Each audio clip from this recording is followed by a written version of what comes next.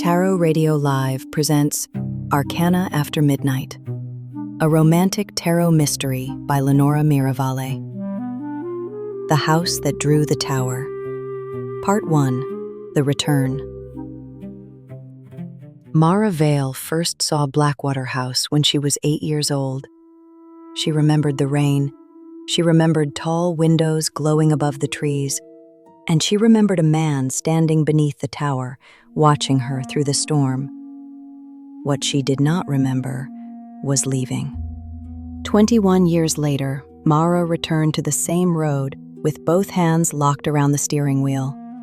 The sea appeared and vanished between the black pines to her right, while the hillside rose sharply into fog on her left.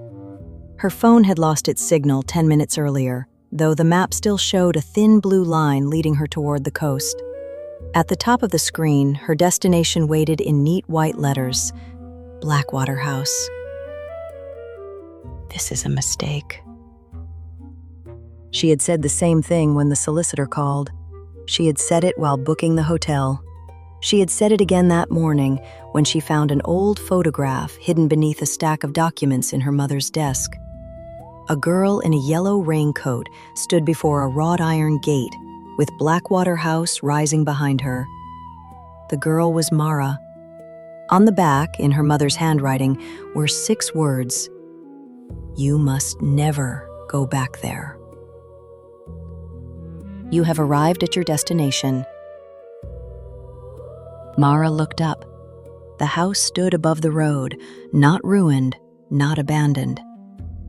Waiting. It was larger than she remembered, built from dark stone with 2 narrow wings stretching toward the cliffs. A square tower rose from its western side, and near the top was a single window. As Mara watched, warm yellow light appeared behind the glass. Someone crossed the illuminated room, only a silhouette, tall and motionless for a moment, facing the road. Facing her. No. She pressed the brake, and the car stopped in the middle of the empty road. The figure vanished. A second later, the light went out. Mara reached for the gear selector. She could still turn around. The flooded ditch was wide enough to reverse into, and the hotel was only 40 minutes away. She put the car into reverse. Someone knocked on the passenger window. Jesus. An elderly woman stood outside in the rain. She wore a charcoal coat buttoned to her throat and held the dark umbrella perfectly still despite the wind. Mara lowered the passenger window by 2 inches, and rain scattered across the seat. "Miss Vale?" "Yes." "I'm Mrs. Bell. I keep the house." "You live here?" "No one lives here. Not anymore." Inside, Blackwater House smelled of beeswax, damp stone, and something faintly sweet. Violets, Mara thought. Her mother had worn violet perfume. She removed her wet coat, but kept it folded over one arm. The entrance hall opened beneath a ceiling crossed by dark wooden beams, and portraits lined both walls. Every painting had been turned around. Their frames faced the room, while their subjects faced the plaster. Why are the paintings like that? Mrs. Blackwater disliked being watched. Even by paintings? Especially by paintings. Mrs. Bell did not smile. She led Mara through a set of double doors and into a library overlooking the sea. A small fire burned behind a brass screen. On the desk sat 3 objects: a silver key, a sealed envelope, and a deck of tarot cards wrapped in black silk. Mara stopped in the doorway. Mrs. Blackwater left instructions. "I never met Mrs. Blackwater." "She knew you." "How?" "She didn't say." The solicitor had given Mara only the legal facts. Lenora Blackwater, widow, no children, deceased at 78. She had left the house and everything inside it to Mirevale, not to a relative, not to a friend, but to a woman who had spent most of her life pretending Blackwater House had never existed. Mara approached the desk. The silk around the cards looked freshly tied. Were these hers? Yes. Did she read tarot?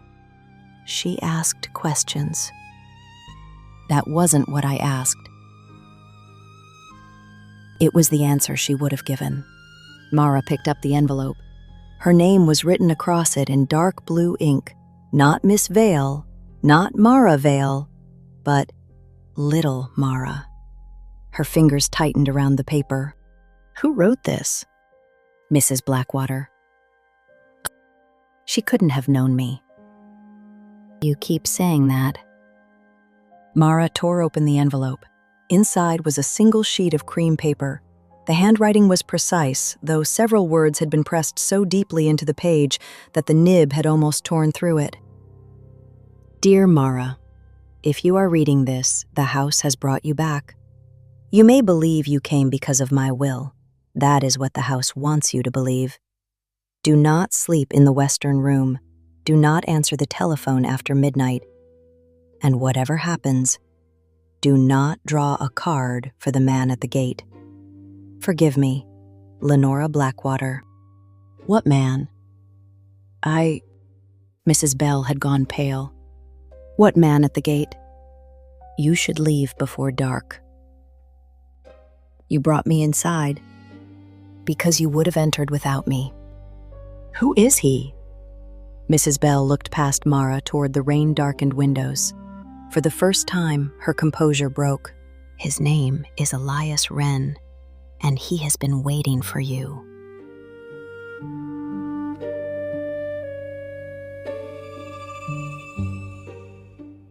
This is the end of Part 1, The Return. Next, in Part 2, The Man She Forgot.